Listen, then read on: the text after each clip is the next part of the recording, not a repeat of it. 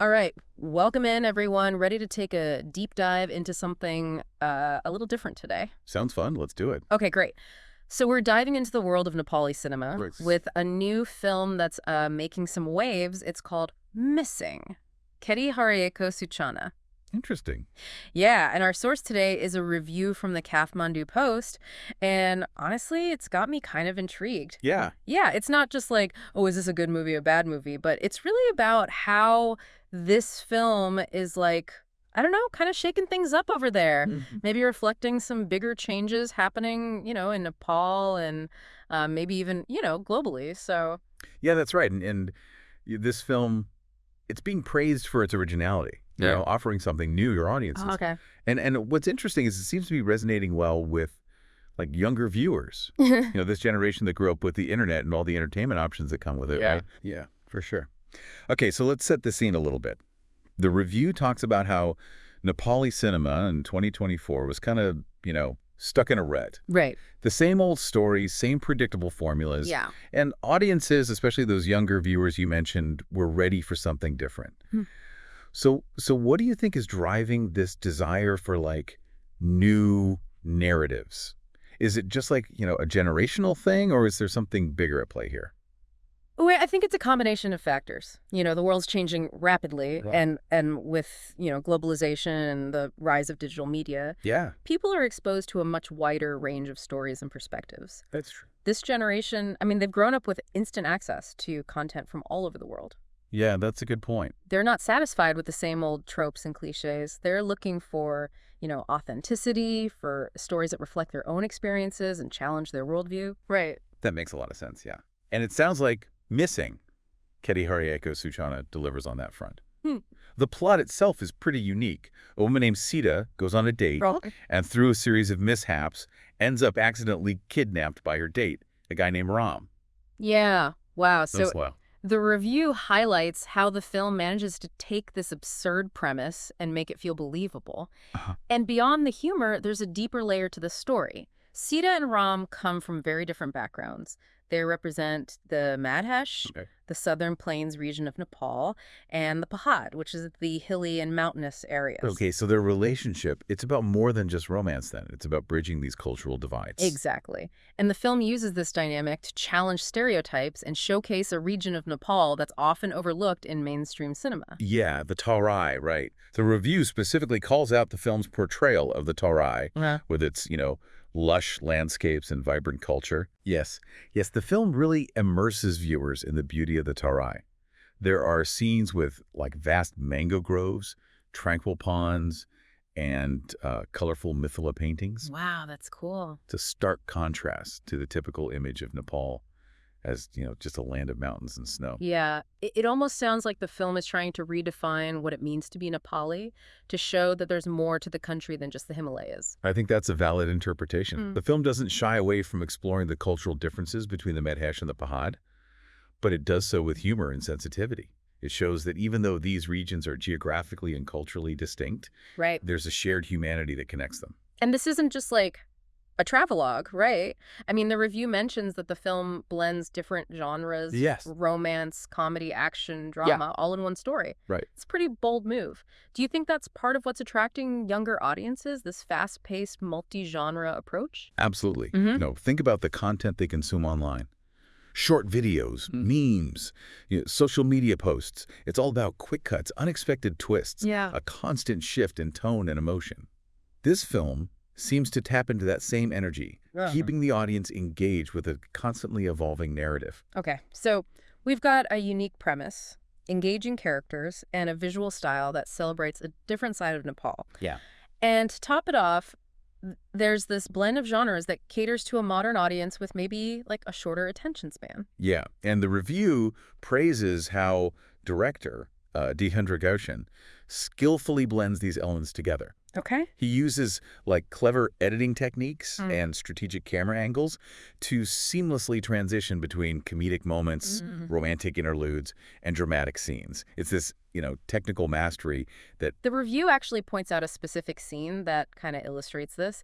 It's a seemingly small detail where Sita, who is from the Pahad region, Right. sees a train for the first time and gets really excited. That's right. And what's interesting is that this scene isn't just about, a train. Right. It's about Sita experiencing a completely new aspect of her own country, something that's commonplace in the Tarai, Yeah.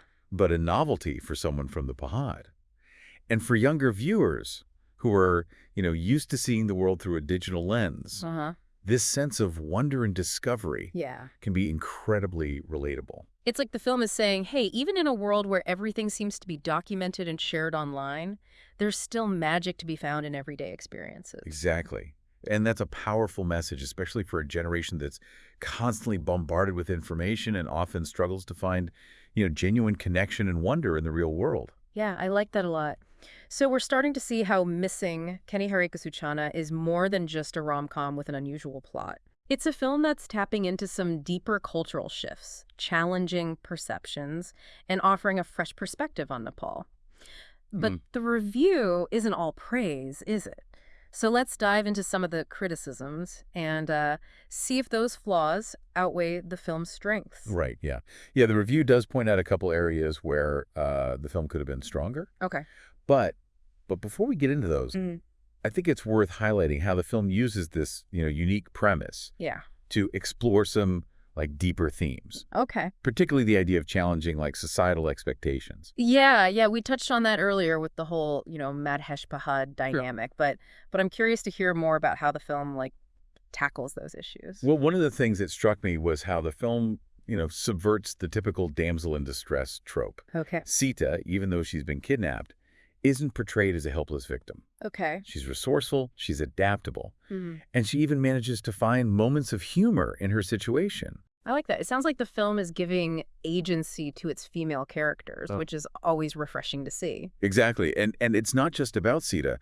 The film features a strong supporting cast of female characters who challenge traditional gender roles. Oh. There's Ram's mother, who's portrayed as a wise and independent woman, and Sita's friend, who's a successful businesswoman. It's interesting that you mentioned the supporting characters. Yeah. The review actually praises the film for its attention to detail, even when it comes to, seemingly minor characters. Right. It specifically mentions a scene where Sita observes a group of women playing Holi. Oh, cool. And the way the film captures, the joy and energy of that traditional celebration. That's a great example of how the film uses, visual storytelling to convey these, cultural nuances. Yeah. It's not just about dialogue. It's about immersing the audience in, the sights and sounds of the Terai. And speaking of visuals, the review also highlights the film's cinematography. Yeah. Talks about the use of wide shots to showcase the vast landscapes of the Tarai and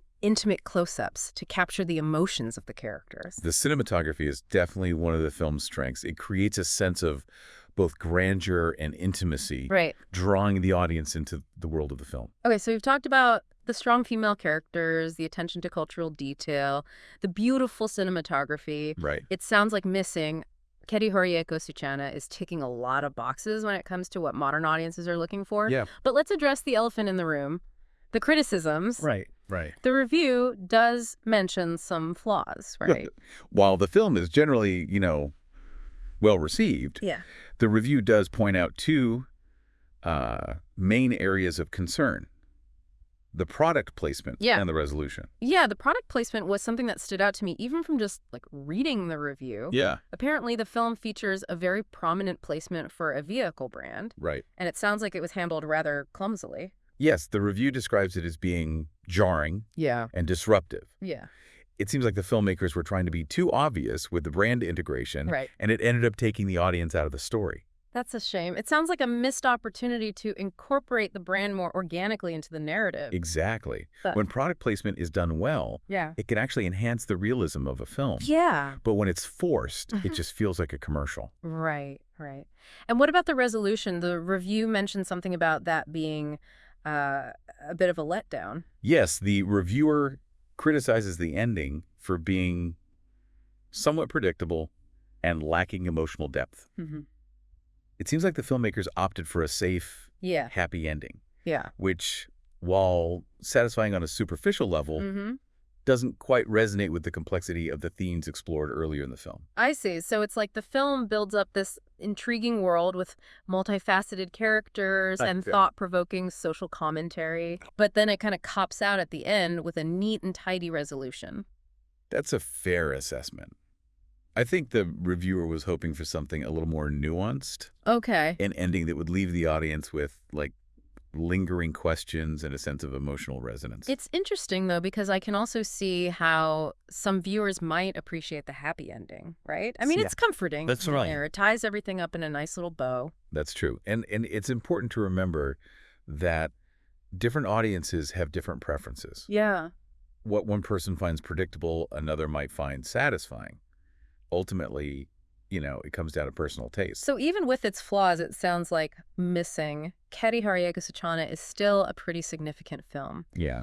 It's pushing boundaries, it's sparking conversations, and it's offering a glimpse into a side of Nepal that many people might not be familiar with. But what does this all mean for the future of Nepali cinema? Is this film just a one-off success, or could it be a sign of things to come? Right. Good question. Okay, so we've covered like a lot of ground with this film, Missing Keti Harayeko Suchana. Everything from the plot and the characters, the cultural nuances, even the criticisms. But I want to talk about like the bigger picture. Is this film just like a fluke, or could it signal a shift in Nepali cinema? Well, what's fascinating here is that this film seems to be part of a larger trend, not just in Nepal, but globally.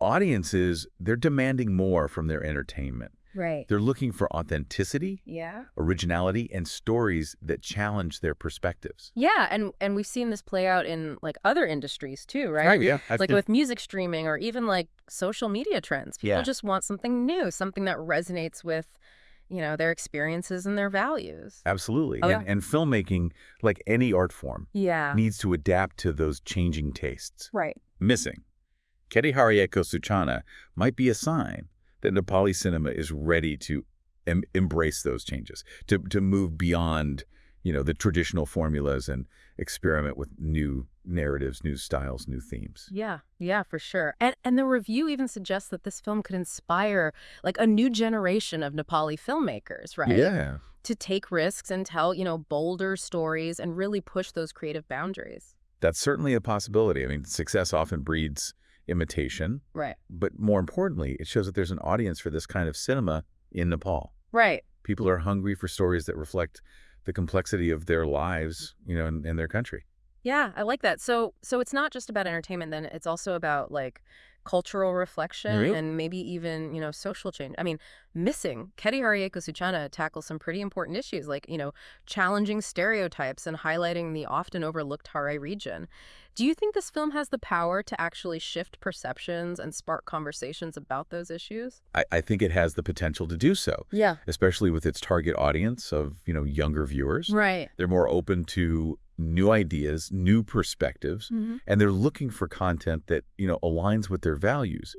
This film gives them a different perspective on Nepal, one that challenges the traditional narrative Yeah. and encourages them to embrace diversity. And it does so in a way that's entertaining and engaging, which is key, right? Yeah. I mean, you can't force people to care about social issues, Right. but you can tell a compelling story that makes them think and feel. Precisely, yeah. And Yeah. Missing Keti Harayeko Suchana achieves that balance. Right. It's a film that entertains but also provokes thought, Yeah. and sparks conversations. Yeah. And in a world that can often feel, divided, Yeah. that's a powerful thing. Yeah, it really is. Okay, so we've talked about how this film fits into the bigger picture of Nepali cinema, and global trends. Now let's bring it back to you, the listener. Why should you care about this film, even if you've never been to Nepal? I think this film offers a valuable lesson about the power of storytelling. No matter where you're from, what your background is, stories have the ability to connect us, Yeah. to make us think differently, and to broaden our understanding of the world. It's a reminder that even in a world dominated by like digital content and, short form videos, Yeah. there's still a place for like well-crafted narratives Yes. that transport us to different places and cultures and make us feel something. And Missing Yeah. Keti Harayeko Suchana does just that. Right. Takes us on a journey to the Yeah. heart of the Tarai, introduces us to characters who challenge our expectations, Mhm. and leaves us with a sense of hope and possibility. So as we wrap up this deep dive, I want to leave you with a final thought to ponder. What stories are out there waiting to be discovered? What films, books, or even video games are pushing boundaries and challenging your perceptions? Go out there and explore. You never know what hidden gems you might find.